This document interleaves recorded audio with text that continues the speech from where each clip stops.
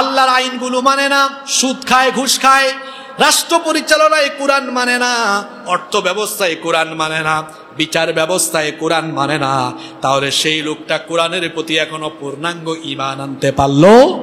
এজন্য আল্লাহ তাদেরকে উদ্দেশ্য করে সূরা বাকারার 85 নম্বর আয়াতে বলছেন, আফাতুমিনুনা বিবাদিল কিতাবি ওয়া তাকফুরুনা বিবাদ। তবে কি তোমরা এই কোরআনের কিছু বিষয়ের উপর ঈমান এনেছো, আর কিছু বিষয়কে তোমরা সন্দেহ করছো, কিছু বিষয়ের উপর ঈমান এখনো আনো নাই? যদি তোমরা এমনটা করো তাহলে বান্দা শোনো, ফামা জাযাউ মান ইয়াফআলু যালিকা মিনকুম ইল্লা খিজয়ুন ফিল হায়াতিদ দুনিয়া। যারা এইভাবে করে কোরআনের অর্ধেক মেনে অর্ধেক মানে না, আল্লাহ বলছেন দুনিয়াতে এরা হবে লাঞ্ছিত, অপমানিত, অপমানের জীবন তারা পাবে। শুধু তাই নয়, ওয়া ইয়াউমাল কিয়ামাতি ইউরাদ্দুনা ইলা আশাদ্দিল আযাব। আর আখিরাতে তাদেরকে কঠিন শাস্তির সম্মুখীন যিনি করবেন তিনি কে? এখন এই ধরনের মানুষ এই মসজিদে বসে আছেন, আপনি নিজের সঙ্গে মিলান। আপনি কোরআনের আইন মোতাবেক নামাজ আদায় করেন, কোরআনের আইন মোতাবেক হজ করেন, কোরআনের আইন মোতাবেক আপনি যাকাত আদায় করেন, কোরআনের আইন মোতাবেক কুরবানি করেন, কোরআনের আইন মোতাবেক আপনি রমজানের রোজা রাখেন, কিন্তু কোরআনের আইন মোতাবেক আপনি অর্থনীতি চালাতে পারেন না। এমন কি আপনি এমন কপাল পুরা কোরআনের আইন মোতাবেক আপনি রাজনীতি করতে পারেন না। কারণ কোরআনে কারিমে বলা আছে, একজন মুমিন কখনো মানুষের তৈরি করা আইন মানবে না, মানুষের তৈরি করা আইন প্রতিষ্ঠায় সে শামিল হবে না, সেরকম কোনো আন্দোলনে শামিল হবে না। বরং একজন মুমিন, একজন ঈমানদার নবীদের কর্মপন্থা অনুসরণ করে এই জমিনে যার আইন কায়েমের জন্য কাজ করবে তিনি কে? সূরাতুল বাকারা এটি কোরআনুল কারীমের বিশেষ ফজিলতপূর্ণ একটি সূরা। তিরমিজির বর্ণনায় হাদিস এসেছে, হাদিসটি বর্ণনা করেছেন সর্বাধিক হাদিস বর্ণনাকারী সাহাবী সাইয়্যিদুল মুহাদ্দিসিন আবু হুরায়রা রাদিয়াল্লাহু আনহু।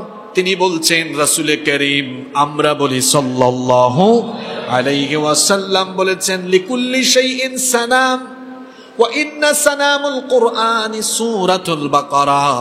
আল্লাহর নবী বলেছেন, প্রত্যেকটি জিনিসের উচ্চতা রয়েছে, আর কোরআনের উচ্চতা হলো সূরাতুল বাকারা।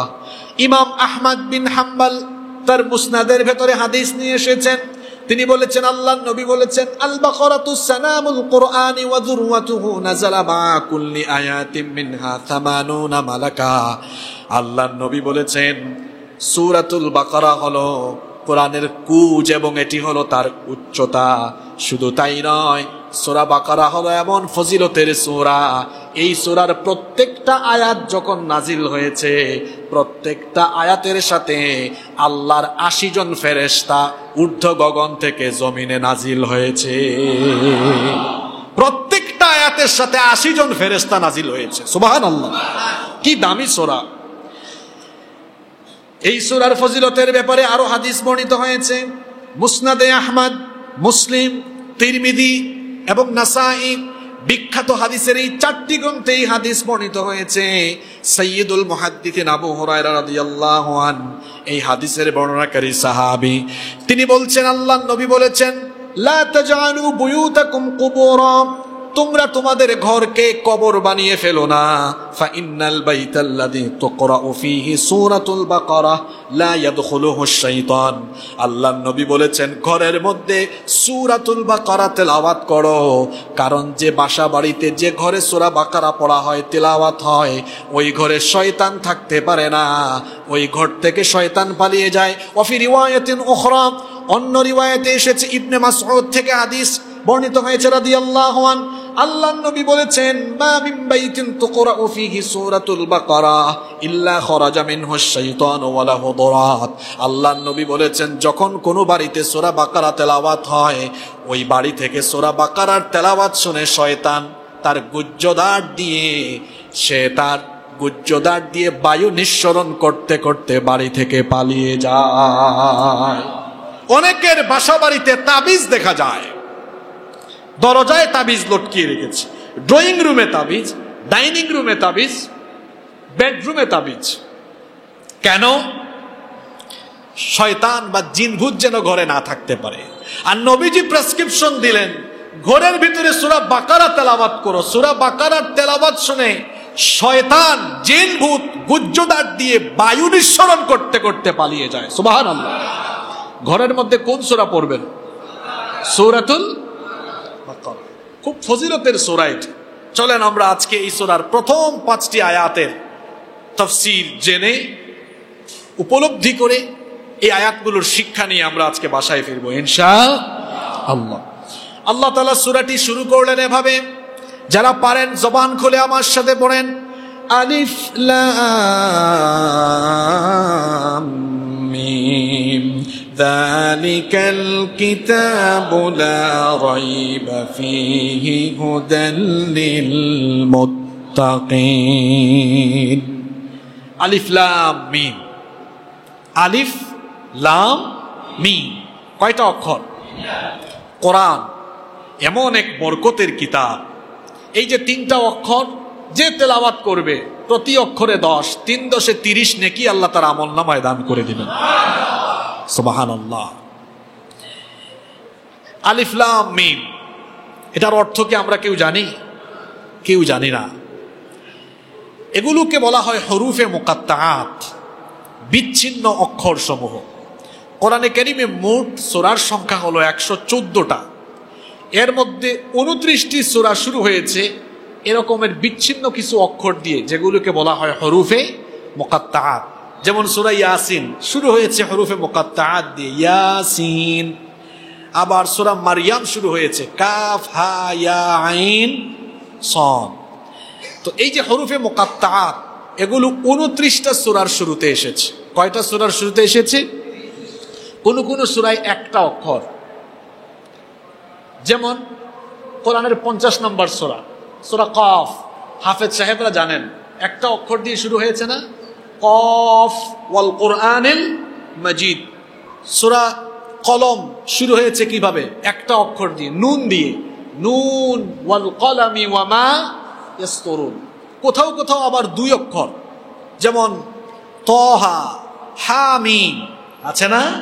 আছে। কোথাও কোথাও আবার 3 অক্ষর, যেমন আলিফ লাম মিম, তসিন মিম।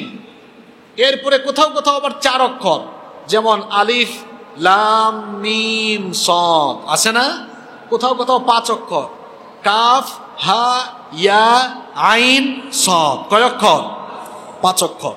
তাহলে 1 অক্ষর থেকে 5 অক্ষর পর্যন্ত আছে। 114টা সূরা কোরআনে আছে, তার মধ্যে 29টা সূরা শুরু হয়েছে এরকম বিচ্ছিন্ন অক্ষর দিয়ে, যেগুলোকে বলা হয় হরুফে মুকাত্তাআত। প্রায় সকল মুফাসসিরগণ এই সূরাগুলোর, যেগুলো হরফে মুকাত্তাআত দিয়ে শুরু হয়েছে, এগুলোর ব্যাখ্যায় তারা লিখেছেন আল্লাহু আ'লামু বিমুরাদিহি বিযালিক। এগুলো দ্বারা কি উদ্দেশ্য, এগুলোর ব্যাখ্যা কি, আমরা কেউ জানি না, শুধু জানেন কে? শুধু জানেন। এজন্য রব্বুল আলামিন কোরআনুল কারীমের 3 নম্বর সূরা সূরাতুল বাকারা, সূরাতু আলে ইমরানের 7 নম্বর আয়াতে বলছেন, হুয়াল্লাযী আনজালা আলাইকাল কিতাবা মিনহু আয়াতুম মুহকামাতুন হুন্না উম্মুল কিতাবি ওয়া উখারু মুতাশাবিহাত। তিনি হচ্ছেন সেই সুবহান সত্তা যিনি আপনার উপরে এই কিতাব নাজিল করেছেন। এই কিতাবের কিছু আয়াত হচ্ছে মুহকাম, মানে যেগুলোর হুকুম স্পষ্ট, অর্থ বোঝা যায়, যেগুলোর ব্যাখ্যা বোঝা যায়। যেমন আল্লাহ কোরআনে বলেছেন আকিমুস সালাহ, নামাজ আদায় করো। এটার অর্থ বোঝা যায় কি যায় না? এটা মুহকাম, হুকুম স্পষ্ট। আল্লাহ বলেছেন যাকাত দাও, এই আয়াতটাও মুহকাম, কারণ হুকুম স্পষ্ট। কোরআনে কারীমের বেশিরভাগ অধিকাংশ আয়াত হলো মুহকাম। আল্লাহ তাআলা এই আয়াতে বলছেন হুন্না উম্মুল কিতাব, এগুলো হলো কিতাবের বেসিক অংশ, মূল অংশ। ওয়া উখারু মুতাশাবিহাত, আর কোরআনের বাকি অংশ, কিছু অংশ হলো মুতাশাবিহ, যেগুলোর অর্থ বোঝা যায় না। যেমন আলিফ লাম মিম, ইয়াসিন, তাসিম, মিম, এগুলোর অর্থ বোঝা যায় না। আল্লাহ তাআলা বলছেন ফাআম্মাল্লাযীনা ফী কুলূবিহিম যায়গুন ফায়াত্তাবিউনা মা তাশাবাহা মিনহু ইবতিগাআল ফিতনাতি ওয়া ইবতিগাআ তা'ওয়ীলিহি, যাদের অন্তর বাঁকা, যাদের অন্তরে বক্রতা রয়েছে ফিতনা তৈরির উদ্দেশ্যে এবং অপব্যাখ্যা সাধনের লক্ষ্যে মুহকাম আয়াত বাদ দিয়ে মুতাশাবিহ আয়াতের পেছনে তারা লেগে যায়। আল্লাহ তাআলা বলছেন অথচ তারা জানে না। ওয়া মা ইয়ালামু তা'ওয়ীলাহু ইল্লাল্লাহ। আল্লাহ তাআলা বলছেন والراسخون في العلم يقولون آمنا به كل من عند ربنا وما يذكر إلا أولو الألباب। আর জ্ঞানে পরিপক্ক লোকেরা, যারা সত্যিকারের জ্ঞানী, এরা এই আয়াতগুলো তেলাওয়াত করে আর তারা বলে আমান্না বিহ। এগুলোর অর্থ না জানলেও অসুবিধা নাই, আমরা এগুলোর উপরে ঈমান এনেছি। আল্লাহু আকবার। তারা আরো বলে কুল্লুম মিন ইনদি রাব্বিনা, আমরা বিশ্বাস করি এগুলো আমাদের রবের তরফ থেকে নাজিল হয়েছে। কোরআনে কারীমের প্রত্যেকটা অক্ষর যার তরফ থেকে এসেছে তিনি কে? আল্লাহ।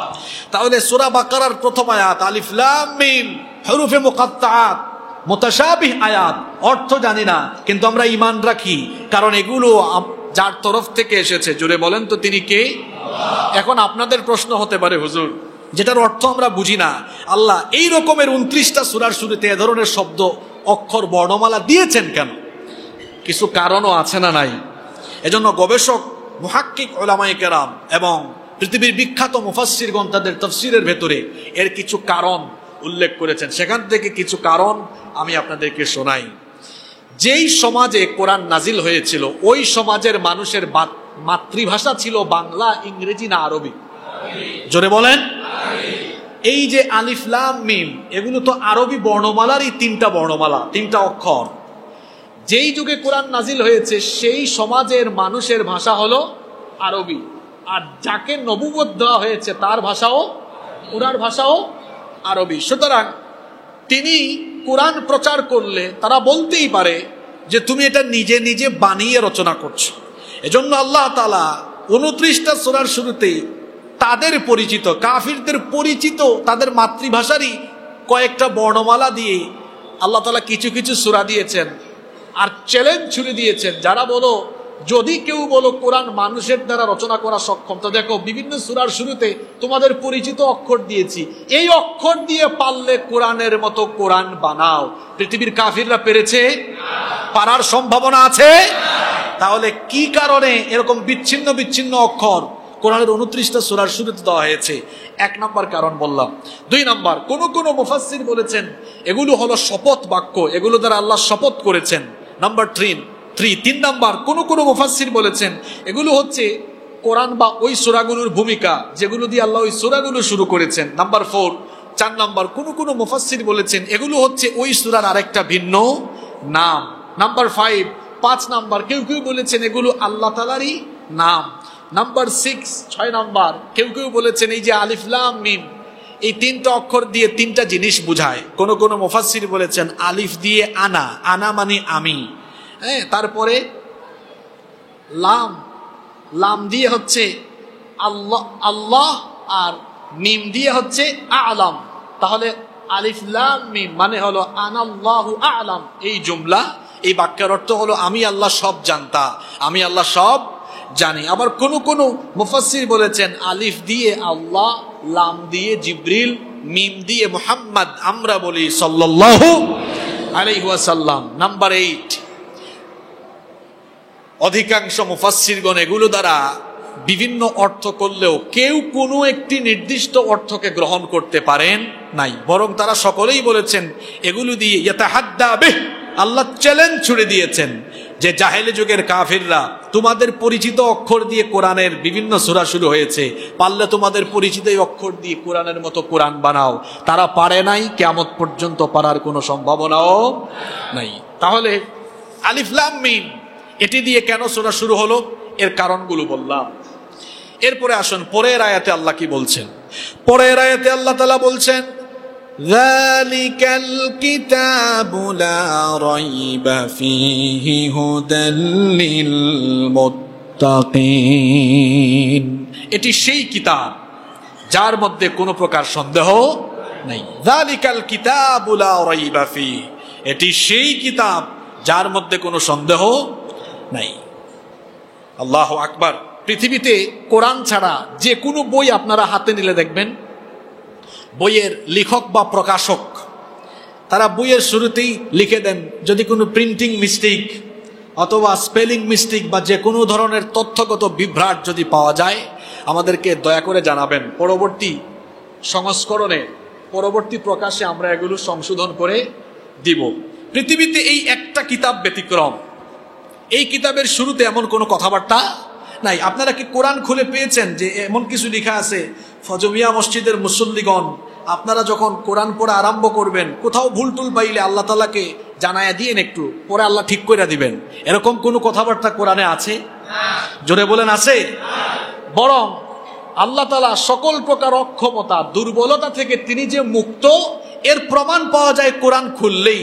তিনি শুরুতেই তার পরিচয় দিয়েছেন, আমি এমন এক সত্তা, তোমাদেরকে এমন কিতাব দিয়েছি, এই কিতাবের ভেতরে বিন্দুমাত্র কোনো সন্দেহ করারও অবকাশ নাই। সুবহানাল্লাহ। এমন এক কিতাব আল্লাহ আমাদেরকে দিয়েছেন, আলহামদুলিল্লাহ পড়ি আমরা।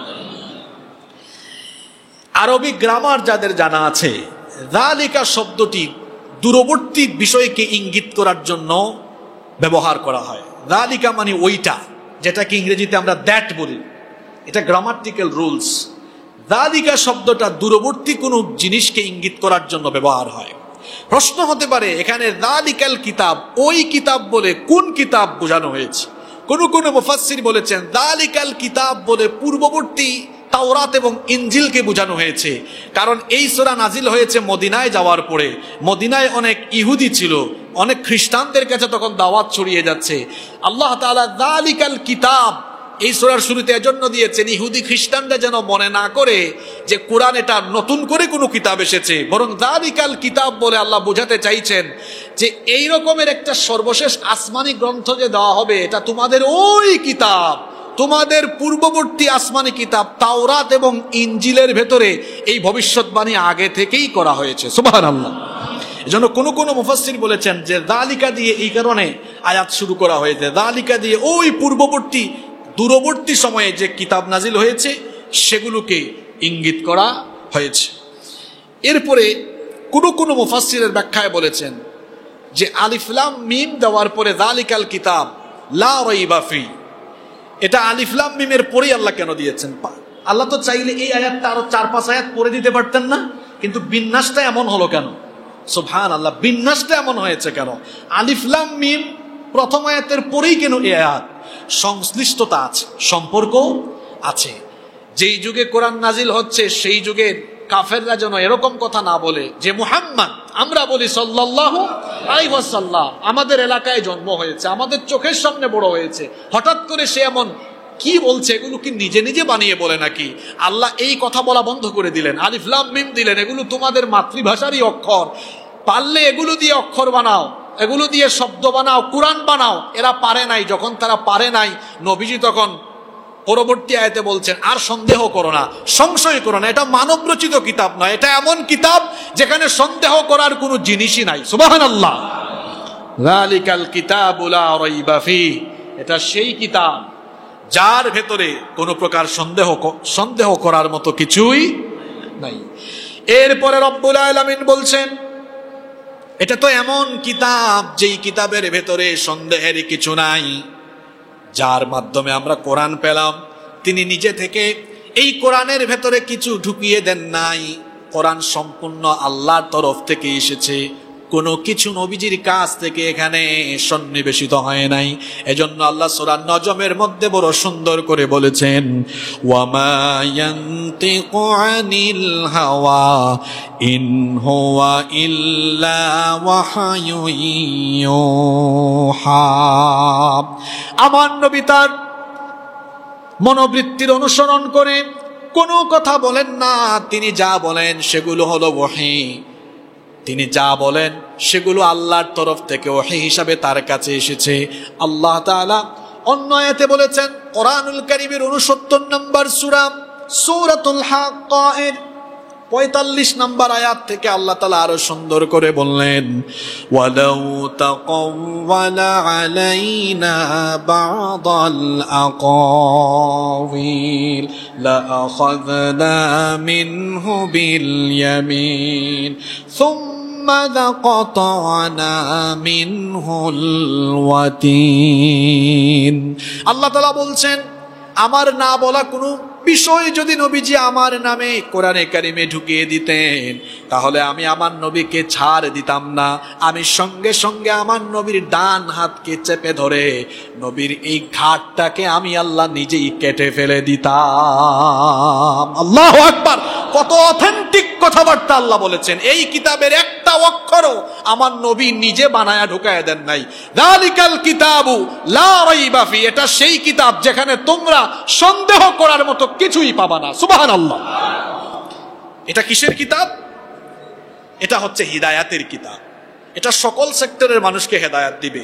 যদিও এই কোরআন ছন্দময়, যারা কবিতা পছন্দ করেন, অনেকে কবিতা লিখে কবিতা পড়ে, কবিতা পছন্দ করে, তারা কোরআন পড়ে মজা পাবে। কারণ the entire Quran has been presented in poetic form. গোটা কোরআনকে আল্লাহ ছন্দময় করে আগের আয়াতের সাথে পরের আয়াতের ছন্দ মিল দিয়ে আল্লাহ দিয়েছেন। আপনি অবাক হবেন কোরআনের প্রথম পৃষ্ঠা থেকে শেষ পৃষ্ঠা পড়েন, আপনারা হয়তো এই বিষয়টা কোনোদিন মাথা খাটায় দেখেন নাই। আগের আয়াতের সাথে পরের আয়াতের ছন্দগত মিল আছে। সুবহানাল্লাহ কইতে ইচ্ছা করে না আপনাদের? বলেন, কুল আউযু বিরাব্বিল ফালাক মিন শাররি, আগের আয়াতেও কাফ, পরের আয়াতেও কুল আউযু বিরাব্বিন নাস, পরের আয়াত মালিকিন ইলাহিন। সূরা ইখলাস পড়েন, কুল হুয়াল্লাহু আল্লাহুস, কি মিল আছে? হ্যাঁ, পড়েন সূরা কাফিরুন, কুল ইয়া আইয়ুহাল লা আবুদু মা, মিল আছে তো? সূরা রহমান পড়েন, আর রহমান আল্লামাল কুরআন খালাকাল। সূরা ইনফিতার পড়েন, ইদাস সামাউন ফাতারাত ওয়া ইদাল কাওয়াকিবুন তাথারাত। কোন সূরা পড়বেন, কোন পৃষ্ঠা পড়বেন, কোন আয়াত পড়বেন, যেখানেই যাবেন আগের সাথে পরের আয়াতের ছন্দ মিল পাবেন। সুবহানাল্লাহ। ৬,০০০-এর উপরে আয়াত। চিন্তা করেছেন আপনি? আগের আয়াতের সাথে পরের আয়াতের ছন্দগত মিল। কবি সাহিত্যিকরা মজা পাবে, ইতিহাসবিদরা কোরআন পড়লে মজা পাবে, কারণ কোরআনে ঐতিহাসিক ঘটনা আছে। ২,০০০, ৩,০০০, ৪,০০০, ৫,০০০, ৬,০০০ বছর আগের কাহিনী কি নাই তো? ফেরাউন কি এই কয়েকশো বছর আগের লোক নাকি? তারপরে নমরুদের কাহিনী, আদম সৃষ্টির কাহিনী, মহাবিশ্ব সৃষ্টির কাহিনী, এমনকি ভবিষ্যতের কাহিনী। বলবেন হুজুর ভবিষ্যতের কাহিনী, কিয়ামত এটা অতীত না ভবিষ্যৎ? তো এটাও আছে না নাই? এটা অতীতের কাহিনী সম্বলিত কিতাব, ভবিষ্যতের কাহিনী সম্বলিত কিতাব। তারপরে যারা বিজ্ঞান মনস্ক তারাও কোরআন পড়ে মজা পাবে, কারণ কোরআনের ৮ ভাগের ১ ভাগ শুধু বিজ্ঞান নিয়ে আলোচনা। সুবহানাল্লাহ পড়বেন না? তাই বলে কোরআনকে আমরা বিজ্ঞানের কিতাব বলতে পারবো না। এখানে ছন্দমিল আছে বলে এটাকে আমরা কবিতার কিতাব বলতে পারবো না। এখানে ঐতিহাসিক তথ্য আছে বলে এটাকে আমরা ইতিহাসের কিতাব বলতে পারবো না। তাহলে কোরআনকে আমরা কি বলবো? আল্লাহ বলে দিয়েছেন এটা হলো হিদায়াতের কিতাব। এটা কিসের কিতাব? কবি সাহিত্যিক কোরআনের কাছে আসলে হেদায়াত পাবে, চিকিৎসক হিদায়াত পাবে কোরআনের কাছে আসলে, বিজ্ঞানীও হিদায়াত পাবে। অর্থাৎ কোরআনের কাছে যারাই হেদায়াতের মন মানসিকতা নিয়ে আসবে তাদেরকেই হেদায়াত দেওয়া হবে। তবে হেদায়াতের মালিক কে? কোন নবী রাসূলও হেদায়াতের মালিক? যদি নবী রাসূল হেদায়াতের মালিক হইতেন তো কোন নবী তার বউকেও হেদায়াত করতে পারেন নাই। উদাহরণ কি? নূহ আলাইহিস সালামের স্ত্রী বউকে হেদায়াত দিতে পেরেছেন? কোন নবী তার বাপকে হেদায়াত দিতে পারেন নাই। উদাহরণ কি? ইব্রাহিম আলাইহিস সালামের বাবা কোন কোন নবী তার চাচাকে হেদায়েত দিতে পারেন নাই, যেমন আমাদের নবী মুহাম্মদুর রাসূলুল্লাহ সাল্লাল্লাহু আবুল আহাব আবু জাহালকে হেদায়েত দিতে পেরেছেন। হেদায়েত কোনো মানুষ দিতে পারে না, কোনো পয়গাম্বর দিতে পারে না, কোনো ফেরেশতা দিতে পারে না। হেদায়েতের মালিক কে? এখন আমরা কোরআনের হেদায়েত চাই কি চাই না? সবাই হেদায়েত চান তো? তাহলে কোরআনের হেদায়েত পেতে হলে আপনাদেরকে একটি গুণে গুণান্বিত হতে হবে। এই কথা আল্লাহ আয়াতে বলছেন। কোরআনের হিদায়াত যদি পেতে চাই তাহলে আমাদেরকে কি করতে হবে? এবার আল্লাহ এই আয়াতের পরের অংশে সেই কথা বলছেন, হুদাল লিল মুত্তাকিন। এটা মুত্তাকিদের জন্য হেদায়াত, অর্থাৎ মুত্তাকি যারা কোরআনের হেদায়াত পেয়ে যাবে তারা। সুবহানাল্লাহ। তাহলে কোরআনের হেদায়াত পেতে হলে কি হতে হবে? মুত্তাকি হতে হবে। মুত্তাকি কারা? মুত্তাকি তারা তাকওয়াবান যারা। এই তাকওয়া শব্দটি শুনতে শুনতে শুনতে শুনতে আপনাদের কান টায়ার্ড হয়ে গিয়েছে। তাকওয়া শব্দের ব্যাখ্যা যদি আমি এক বাক্যে বলি, তাকওয়া মানে হচ্ছে গোপনে প্রকাশ্যে আল্লাহকে ভয় করে আল্লাহর সব হুকুম আনুগত্যের সাথে মেনে চলা, আল্লাহর সকল নিষেধগুলোকে বর্জন করা, এটার নাম হলো তাকওয়া। তাকওয়া মানে হচ্ছে আল্লাহকে ভয় করা। আমরা আল্লাহকে ভয় করি তো? আমরা আল্লাহকে ভয় করি কি করি না কর্মকাণ্ডে বোঝা যাবে। আমি মুখে বললাম আল্লাহকে ভয় করি, কিন্তু বেচারা টাটকা সুদখোর, সে কি আসলেই আল্লাহকে ভয় করে? মুখে বলে আল্লাহকে ভয় করে, কিন্তু দুর্নীতি করে, সুদ খায়, ঘুষ খায়, চাঁদাবাজি করে, টেন্ডারবাজি করে, গুনাহ আর গুনাহ, পাপ আর পাপ, কোনো পাপ থেকে নিজেকে সেফ রাখতে পারে না। তাহলে সে ব্যক্তি কি সত্যিকার অর্থে আল্লাহকে ভয় করে? আল্লাহকে ভয় করার অর্থ হলো, ওই যে আমি উদাহরণ দিই, বাইম মাছের মতো হতে হবে। মুত্তাকি হতে হলে বাইম মাছের মতো হতে হবে। বাইম মাছ চিনেন তো? এটা পানিতে থাকে না, কাদায় থাকে? থাকে কাদায়। আমি নিজেও ছোটবেলা অনেক বাইম মাছ ধরেছি। কাদার ভেতরে থাকে, একদম 2 ফুট 3 ফুট ভিতরে, কাদার ভিতরে থাকে। কিন্তু এটা কাদার ভেতর থেকে বের করে এনে মাছ রাখার পাত্রকে চট্টগ্রামে আপনারা আঞ্চলিক ভাষায় কি বলেন? সিলেটে, আমাদের সিলেটে এটাকে খলই বলে। খলই, যে মাছ রাখে না, অনেক অঞ্চলে এটাকে খলই বলে। বা মাছ রাখার পাত্রতে বাইম মাছ যখন রাখা হয় তখন কি আর তার গায়ের মধ্যে কোনো কাদা থাকে?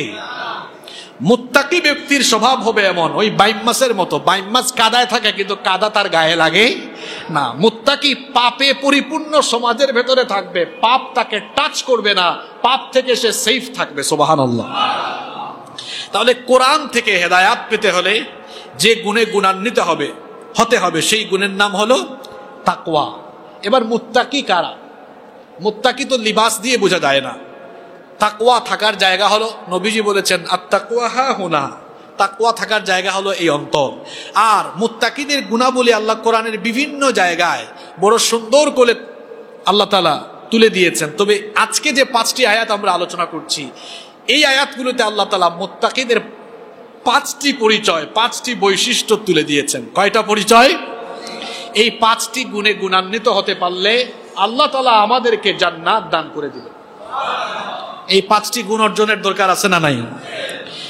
এবার আল্লাহ তাআলা মুত্তাকিদের পরিচয়, মুত্তাকিদের বৈশিষ্ট্য, মুত্তাকিদের গুণাবলী পরের আয়াত থেকে বলছেন। যারা পারেন আমার সঙ্গে পড়েন, আল্লাযীনা ইউমিনুনা বিল গায়বি ওয়া ইউকিমুনাস সালাতা ওয়া মিম্মা রাযাকনাহুম ইউনফিকুন। আল্লাযীনা ইউমিনুনা বিল গায়ব, 1 নাম্বার মুত্তাকি তারা গায়বের প্রতি ঈমান আনে যারা। গায়ব শব্দটি হচ্ছে আরবি, এটার অর্থ হলো অদৃশ্য, যেটা দেখা যায় না। গায়ব হচ্ছে এমন কিছু বস্তু বা এমন কিছু বিষয় যা চোখে দেখা যায় না, কানে শোনা যায় না, নাক দিয়ে ঘ্রাণ নেওয়া যায় না, জিহ্বা দিয়ে স্বাদ নেওয়া যায় না, হাত দিয়ে স্পর্শ করা যায় না, পঞ্চ ইন্দ্রিয় দিয়ে যা অনুভব করা যায় না। তাহলে মুত্তাকিদের প্রথম গুণ হবে, প্রথম পরিচয়, এরা গায়বের প্রতি ঈমান আনবে।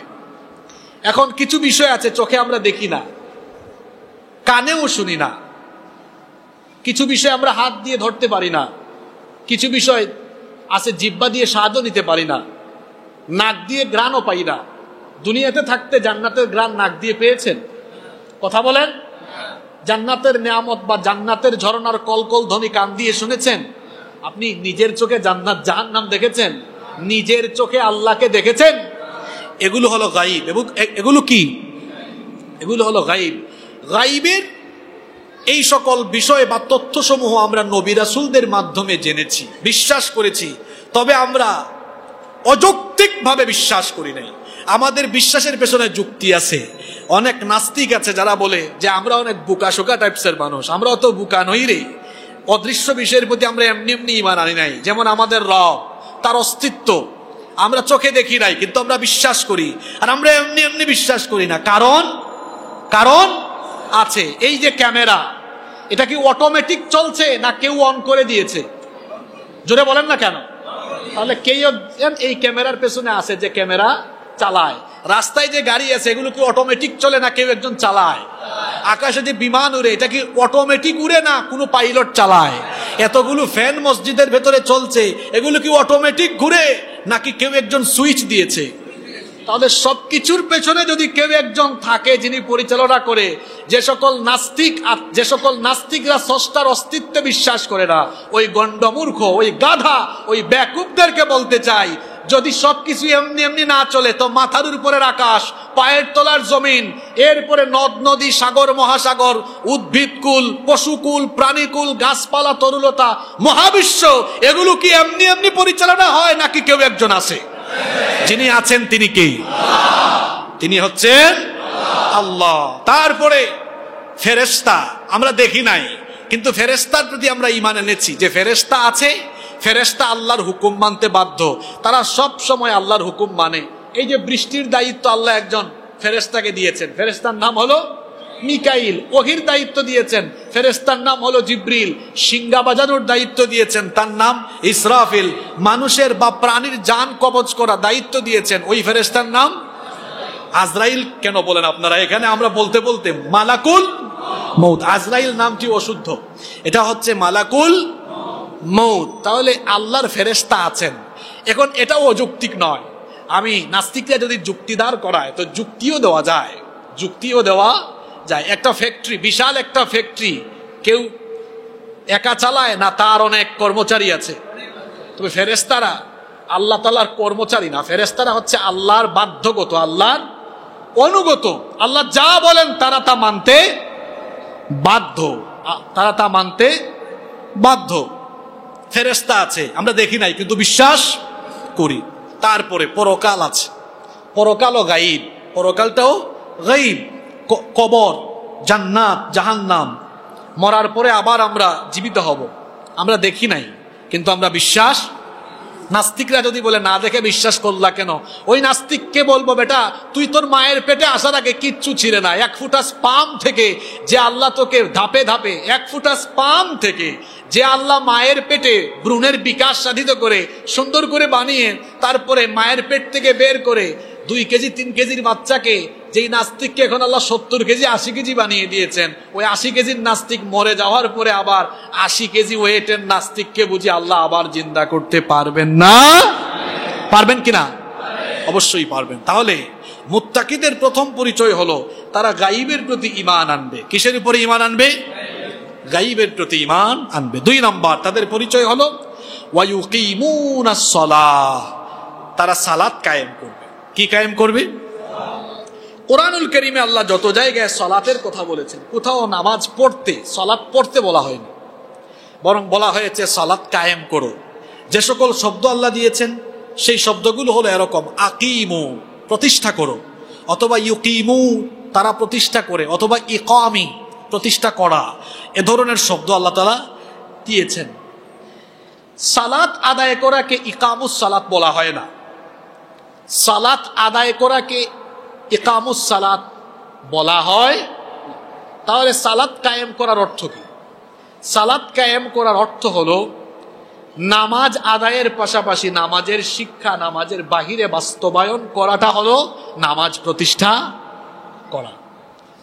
যেমন নামাজের শিক্ষা নিয়ে আমি 2-3 বছর আগে প্রায় 3-4 জুমা টানা আলোচনা করেছিলাম। এটা আমাদের ইউটিউব চ্যানেলেও আছে, হয়তো অনেকের মনেও আছে।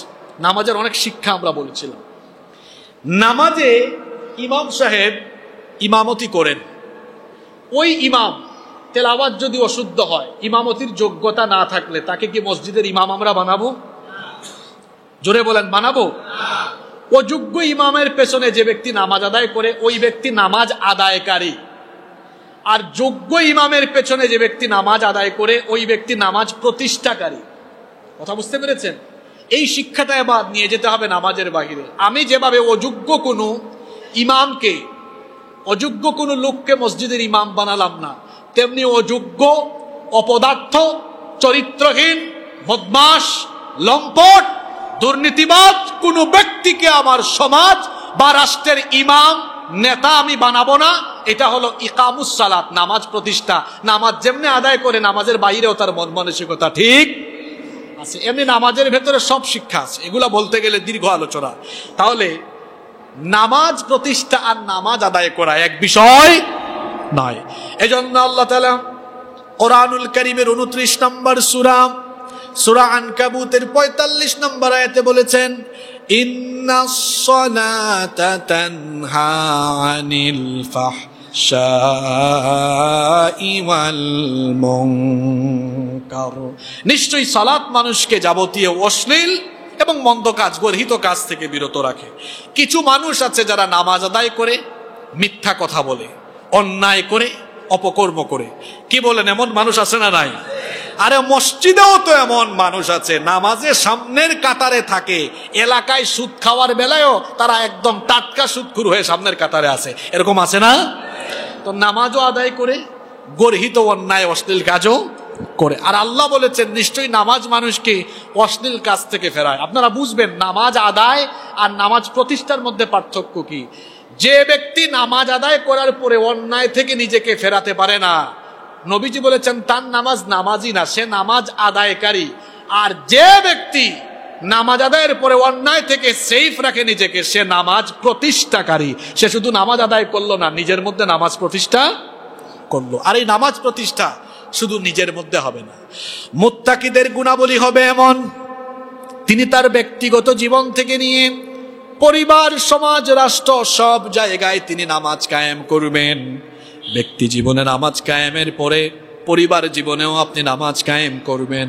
এজন্য আল্লাহ তাআলা কোরআনুল কারীমের 20 নম্বর সূরাতুত তাহা এর 132 নম্বর আয়াতে বললেন, ওয়া'মুর আহলাকা বিস-সালাতি ওয়াসতাবির আলাইহা লা নাসআলুকা রিজকান নাহনু নারযুকুকা ওয়াল আকিবাতু লিত-তাকওয়া। আল্লাহ তাআলা বলছেন তুমি তোমার পরিবারকে নামাজের আদেশ দাও এবং এর উপরে অবিচল থাকো, এর উপরে দৃঢ় থাকো। আপনার স্ত্রী, সন্তান, আপনার পরিবারের মানুষকে নামাজের কথা বলা, তাদেরকে নামাজ আদায় করানো, নামাজ প্রতিষ্ঠা করানো, এটা আপনার দায়িত্ব। আপনার সন্তানকে আপনি 7 বছর বয়স থেকে নামাজের তাকিদ দিবেন। এজন্য নবীজি বলেছেন মুরু আওলাদাকুম বিস-সালাতি ওয়া হুম আবনাউ 7 সিনিন। তোমাদের সন্তানের বয়স যখন 7 বছর হয়ে যায় নামাজের আদেশ দাও। এরপরে ওয়াদরিবুহুম আলাইহা ওয়া হুম আবনাউ 10 সিনিন। 10 বছর যখন হয়ে যায় তখন তোমরা তাদেরকে নামাজের জন্য শাসন করো এবং তাদের বিছানাকে তোমরা আলাদা করে দাও। তাহলে 7 বছর বয়স থেকে সন্তানকে নামাজের তাকিদ দেওয়া এটা পিতা মাতার দায়িত্ব। আমরা অনেকেই নিজেরাই নামাজ আদায় করি না, নিজেরা নামাজ প্রতিষ্ঠা করি না, এজন্য পরিবারে আমরা নামাজ প্রতিষ্ঠা করতে পারি না। এটা শরমের ব্যাপার, লজ্জার ব্যাপার। মুত্তাকিদের পরিচয় হলো তারা হবে নামাজ প্রতিষ্ঠাকারী, নিজের মধ্যে, পরিবারের মধ্যে, এমনকি সমাজ এবং রাষ্ট্রের মধ্যে তারা নামাজ কায়েম করবে। এজন্য আল্লাহ তাআলা কোরআনুল কারীমের 22 নম্বর সূরাতুল হাজ্জের 41 নম্বর আয়াতে বলছেন, আল্লাযীনা ইম্মাক্কান্নাহুম ফিল আরদি আকামুস সালাতা ওয়া আতাউয যাকাতা ওয়া আমারু বিল মা'রুফি ওয়া নাহাউ আনিল মুনকার ওয়ালিল্লাহি আকিবাতুল উমুর। আর আমি যাদেরকে দুনিয়াতে ক্ষমতা দান করব এক নম্বরে তারা নামাজ কায়েম করবে। মোমেনরা ক্ষমতায় গেলে তারা এক নম্বরে নামাজ কায়েম করবে। যদি ক্ষমতাসীন ব্যক্তিগুলো নামাজি হয়, ওই নামাজি ব্যক্তিদের দ্বারা কি অপকর্ম হওয়া আর সম্ভব নাকি সম্ভাবনা কম? সম্ভাবনা। থানার ওসি সাহেব যদি আজান হওয়ার পরে ওসি সাহেব নিজেই ইমাম হয়ে থানার ভিতরে নামাজ আরম্ভ করে দেন, ওই ওসি কি ঘুষ খাবে? আমাদের দেশে তো এমন বহু ওসি আছে, বহু এসআই আছে, বহু এসপি আছে, চাকরি করেছে 5-7 বছরে, বাপরে বাপ, অঢেল সম্পদের মালিক। হ্যাঁ, আর যদি একদম উপরের চেয়ারে যাইতে পারে তো নজিরবিহীন কাণ্ড বেনজিরের মতো ঘটায় দিবে। ঠিক না বেঠিক? যে সম্পত্তি কামিয়েছে এই বেনজিরের মতোই, বেনজিরের তো বলছিলাম, যদি নামাজ কায়েমকারী হয়, নামাজ প্রতিষ্ঠাকারী হয়, তো অপরাধ অপকর্ম সংগঠিত হওয়ার সম্ভাবনা অনেকটাই কমে। তো নামাজ প্রতিষ্ঠা করা, এটা হলো মুত্তাকিদের অন্যতম একটি গুণাবলী। এটা তাদের কয় নাম্বার গুণ? 2 নাম্বার। 3 নাম্বার হলো, আল্লাহ তাআলা বলছেন মুত্তাকিদের 3 নাম্বার গুণাবলী হলো, পরিচয় হলো ওয়া মিম্মা রাযাকনাহুম ইউনফিকুন। আমি তাদেরকে যে রিজিক দিয়েছি সেগুলো থেকে তারা আল্লাহর পথে ব্যয় করবে। আমাদের যত সম্পদ আছে সবই রিজিক। এগুলো দিয়েছেন কে? আপনার ব্যাংক ব্যালেন্স, আপনার টাকা পয়সা, সহায় সম্পদ যা আছে সব আপনাকে দিয়েছেন কে? আল্লাহ। আজকে এখন মারা যান, আপনার কোনো উপকারে আসবে? শোনেন, যারা সম্পদের নেশায় পাগল হয়ে আছেন, এখন মারা যান, সম্পদের জায়গায় আপনার কোনো কাজেই লাগবে? গাড়ির জায়গায়, বাড়ির জায়গায়, ফ্যাক্টরির জায়গায়, সঞ্চিত গচ্ছিত জমা করা সব অর্থ তার নিজের জায়গায়, আপনি এগুলো নিয়ে যেতে পারবেন? মুত্তাকিদের পরিচয় আল্লাহ দিচ্ছেন, এরা অর্থ পূজারী, সম্পদ পূজারী হয় না, এরা দুনিয়া লোভী হয় না, এরা সংকীর্ণ মনা হয় না, এরা কৃপণ হয় না, ধন সম্পদ কিপটামি করে জমায় না, আবার এরা অপব্যয়কারীও হয় না। টাকা পয়সা আছে বলে অপব্যয় কয়, একটা হলো অপচয় আর একটা হলো অপব্যয়। অপচয় হলো আমার প্রয়োজন নাই তাও আমি এক জায়গায় বেশি খরচ করছি, আর অপব্যয় হলো খারাপ পথে ব্যয় করা। যেমন টাকা আছে বলেই ক্যাসিনোতে যাওয়া, জুয়া খেলা, বাজে জায়গায় গিয়ে টাকা নষ্ট করা, এটাকে বলে অপব্যয়। মুত্তাকিদের পরিচয় হলো আল্লাহ তাদেরকে যে সম্পদ দিয়েছেন সেগুলো তারা গচ্ছিত রাখে না, সেগুলো তারা কৃপণতা করে জমায় না, অপচয় করে না, অপব্যয় করে না। তাহলে তারা কি করে?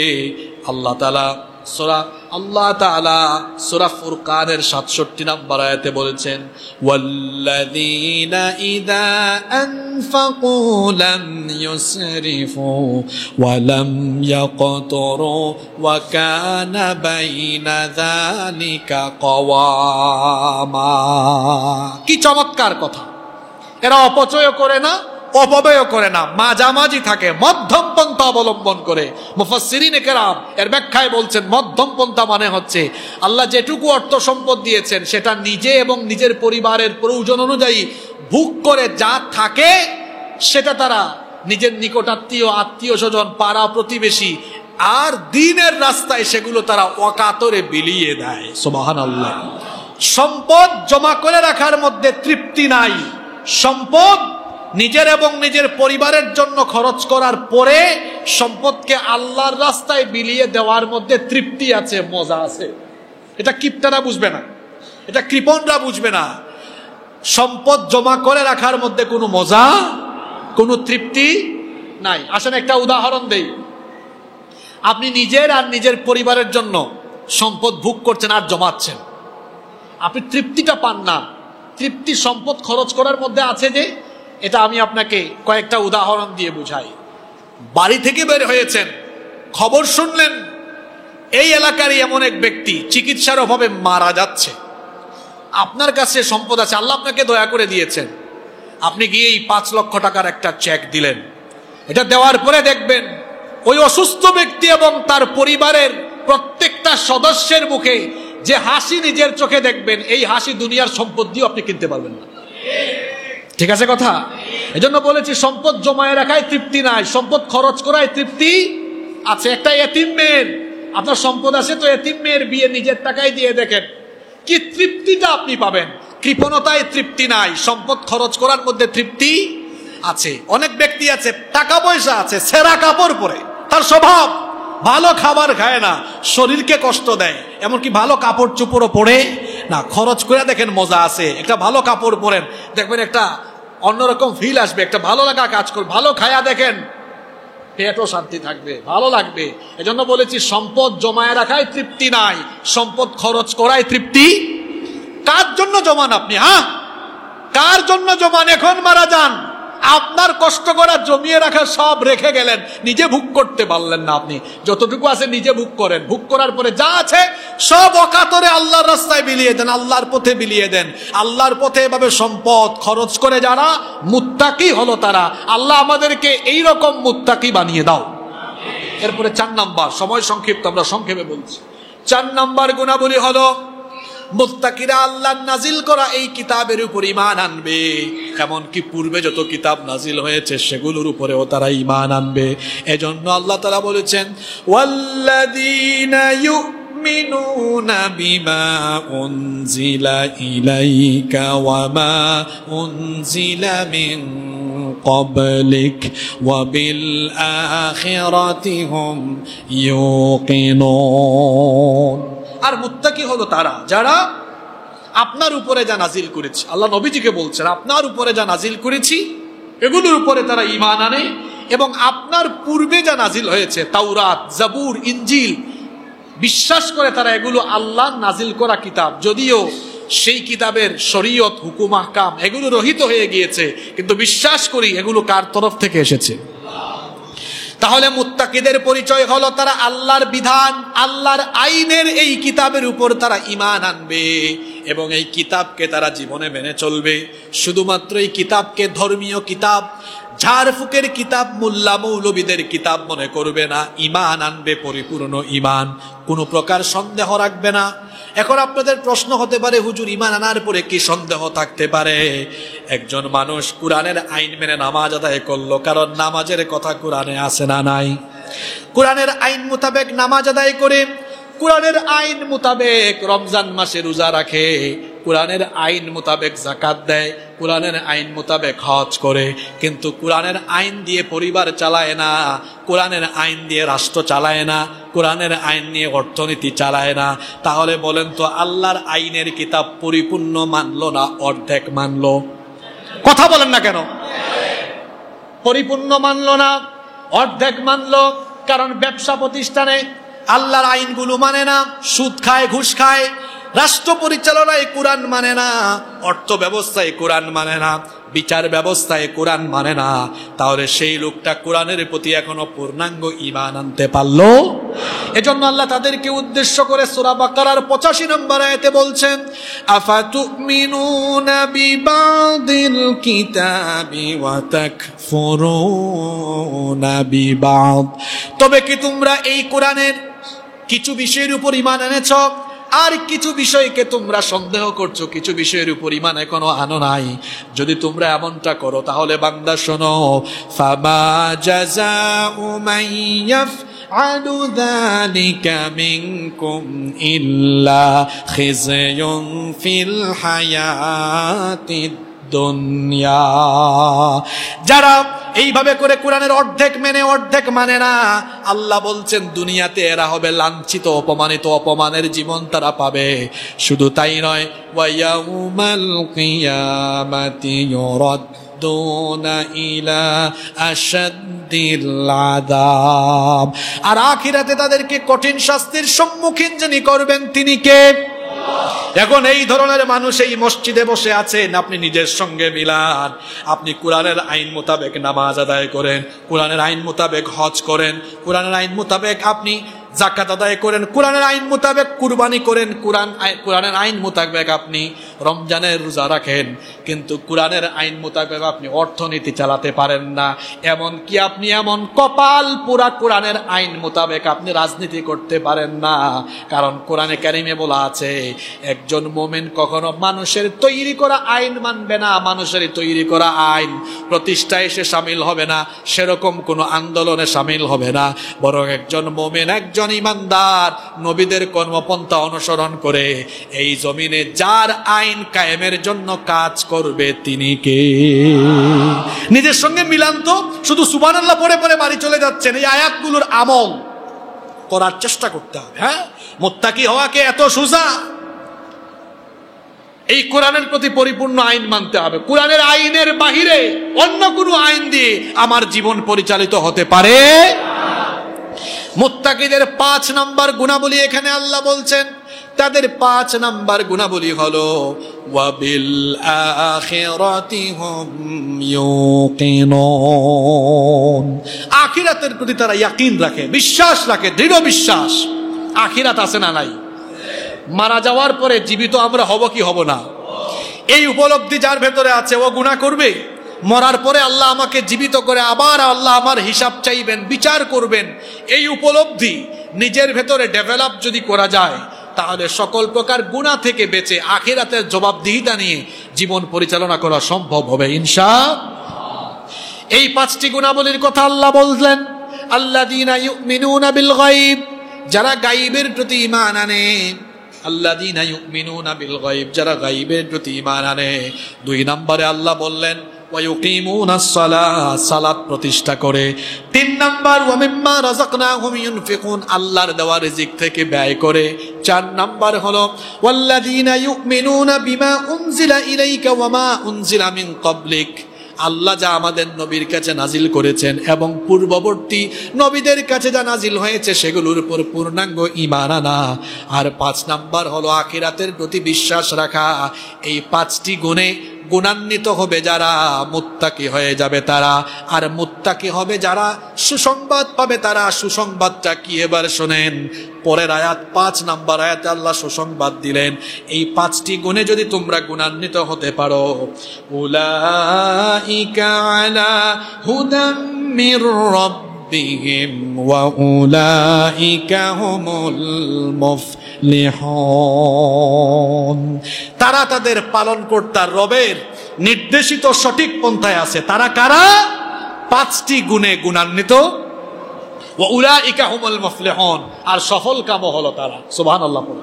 তাহলে আজকের সূরা বাকারার এই প্রথম 5টি আয়াত থেকে আমরা মুত্তাকিদের কয়টা পরিচয় জেনেছি, কয়টা বৈশিষ্ট্য জেনেছি? 1 নাম্বার কিসের উপর ঈমান আনা? জোরে বলেন। গায়বের উপর ঈমান আনা। 2 নম্বরে কি প্রতিষ্ঠা করা? জুমার নামাজ প্রতিষ্ঠা করে চলে যাবেন, আসরের নামাজে আসবেন তো? আওয়াজ তো ছোট হয়ে গেল। আসবেন তো? মরার আগ পর্যন্ত নামাজ আমরা ছাড়বো না। 3 নাম্বার সম্পদ, ওই যে বললাম জমিয়ে রাখায় তৃপ্তি নাই, খরচ করায় তৃপ্তি আছে। খরচ করব কার পথে? আল্লাহর পথে। জমায়েন না, জমানোতে কোনো মজা নাই। নবী রাসূলরা সাহাবীরা সম্পদ জমাইতেন না, খরচ করতেন। যদি কেউ সম্পদ পান আল্লাহর তরফ থেকে, মনে করবেন আল্লাহ আমাকে সুযোগ দিয়েছেন খরচ করার জন্য, আল্লাহর পথে দান করার জন্য। এটা বাহাদুরি করিয়েন না যে আল্লাহ আমাকে কোটিপতি বানিয়েছেন। যদি কোটিপতি বানান তো আপনি শুকরিয়া করবেন, মাশাআল্লাহ, আলহামদুলিল্লাহ, আল্লাহ আমাকে দিয়ে তার অসংখ্য বান্দাদের খেদমত এবং আল্লাহ আমাকে দিয়ে তার দ্বীনের খেদমত করানোর দয়া করেছেন। সুবহানাল্লাহ। 4 নাম্বার, এই কোরআনের প্রতি পূর্ণাঙ্গ ঈমান এনে কোরআনময় জীবন পরিচালনা করব ইনশাআল্লাহ। 5 নাম্বার, আখিরাতের ফিলিংস নিয়ে, আখিরাতে আল্লাহ আমাকে ধরবেন, এই ফিলিংস নিয়ে আমরা দুনিয়ার জীবন পরিচালনা করব। তাহলে আমাদেরকে সফল কাম করে দিবেন কে? এই 5টি গুণে গুণান্বিত আমরা হওয়ার জন্য চেষ্টা করব ইনশাআল্লাহ। আমরা আগে থেকেই ঘোষণা দিয়ে রেখেছি এই আলোচনা ধারাবাহিকভাবে চলবে। আগামী জুমায় আমরা 6 নাম্বার আয়াত থেকে আলোচনা শুরু করব ইনশাআল্লাহ। আলোর পথে 24 ঘন্টা শুধু ইসলাম প্রচার।